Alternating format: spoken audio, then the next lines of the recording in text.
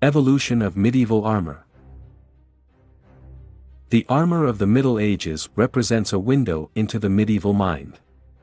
By looking at the evolution of medieval armor, we can understand historical change on a grand scale. For more than 1,000 years, chainmail was king of the battlefield, worn by chiefs as a symbol in metal of their might. Then, the High Medieval era saw an explosion of new styles and types of experimental armor amidst the unleashed power of burgeoning kingdoms. Plate armor emerged victorious, birthing an age of the highest form of the armorer's craft. The evolution of medieval armor was a complex mix of technological innovation, social change, and shifting symbolism, and its story reveals the deep undercurrents of medieval history.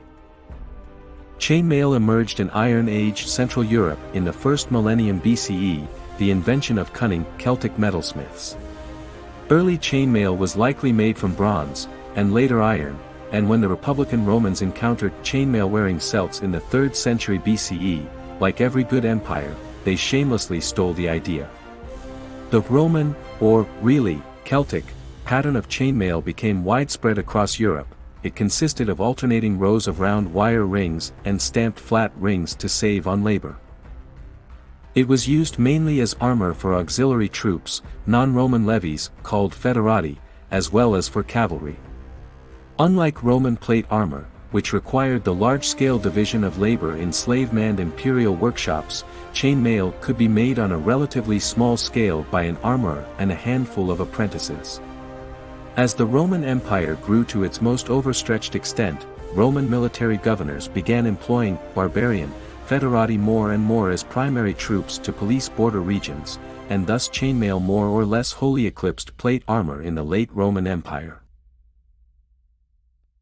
With the fragmentation of the Roman Empire, the enormously interconnected networks of trade that permitted Roman plate armor to be made were replaced by the much more localized production of chainmail for early feudal elites.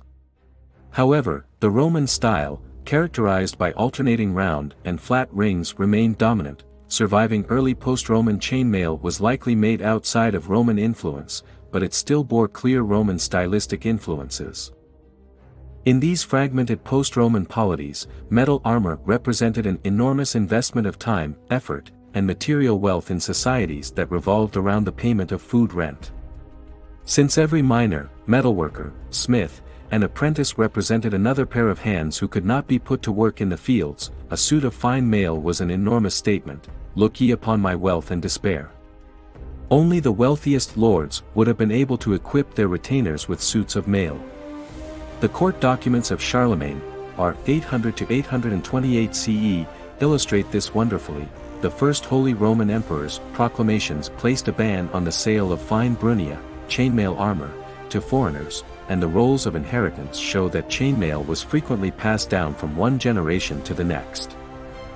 Consequently, most early medieval levies would have been outfitted in stout local textiles, usually linen and wool, and equipped with a wooden shield, easily the most effective form of cheap medieval armor, that could defend its wielder from thigh to neck.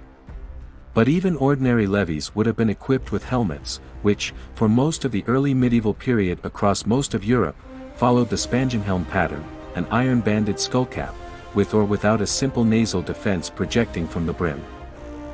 This relative scarcity of metal medieval armor began to change during the High Medieval era, circa 1000–1250 CE. The High Medieval era, the time of the Norman conquest of England and the First Crusades, saw the emergence of the first large unified states since the collapse of the Roman Empire, as well as a significant population boom. This allowed for much larger militaries, as well as the industrial specialization required to support significant metalworking operations. Chainmail armor expanded from the short-sleeved, waist-length byrnie of the early medieval period to the full-length hauberk that covered the wearer from knee to wrist. The Bayeux Tapestry clearly shows a significant number of Norman and Saxon troops in full mail hauberks, and modern historical estimates suggest that as many as 20,000 men took part in the Battle of Hastings in 1066 CE. While the vast majority of soldiers were still likely equipped with little more than stout clothing and wooden shields, the number of troops wearing effective metal armor on any given battlefield would likely have been in the hundreds or low thousands rather than the dozens. During the Crusader period, 1099 to 1291, chainmail armor developed to its greatest extent. The full-length hauberk was augmented by a coif, hood, chaussas, leggings, sabatons, foot coverings, and mitons, mitten gauntlets, all made from mail. Knights now frequently wore the great helm, enormous barrel-shaped steel helmets that were worn over layers of mail, padding, and a metal skullcap, which provided great defense but was extremely uncomfortable. Western knights in the Holy Land also quickly adopted local dress in order to stave off heatstroke, wearing flowing light fabrics over their armor. When they returned to the West, these surcoats set off the fashion for wearing a bright coat bearing one's coat of arms. By the end of the High Medieval era, two factors began to drive experimentation with new forms of medieval armor: the increasing insufficiency of chainmail, and the development of sophisticated iron production processes.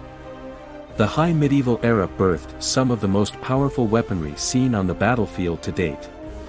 Crossbows that could fire heavy piercing bolts, warhammers with pick points, and couched lances wielded by riders with firm stirrups all proved an existential threat. These weapons could pierce, burst, and split chainmail. At the same time, the emergence of blast furnace technology meant that much larger quantities of iron and steel of a more consistent quality were available than ever before. Though blast furnaces had been used in China since the first millennium BCE, their appearance in northern and central Europe in the 13th century CE, at sites like Nyla-Fitten in Sweden and Durstel in modern Switzerland, marked a significant change for ferrous metal production and created the precondition for widespread use of steel in weaponry, tools, and late medieval armor. Thus, armorers, knights, and soldiers began to experiment with alternatives to chainmail around the start of the 1200 CE. Some of this was likely systematic, but a lot was probably done as a matter of ad hoc experimentation. Historians refer to these as transitional armors, since they were part of an experimental interregnum between the supremacy of chainmail and the supremacy of plate armor. The coat of plates was created by sewing or sticking metal plates into the lining of the knight's colorful surcoat, the forerunner to the late medieval brigandine armor jacket. The Battle of Visby in 1361, on the Swedish island of Gotland, saw a well-equipped Danish army massacre a force of local Gotland's farmers. The Danish dead were buried rapidly in boggy ground, wearing cutting-edge medieval armor. The finds from the battlefield at Visby are among some of the best preserved from the transitional armor period and include coats of plates worn over round-ring chainmail, and even early examples of much more effective mail made from stamped steel rings.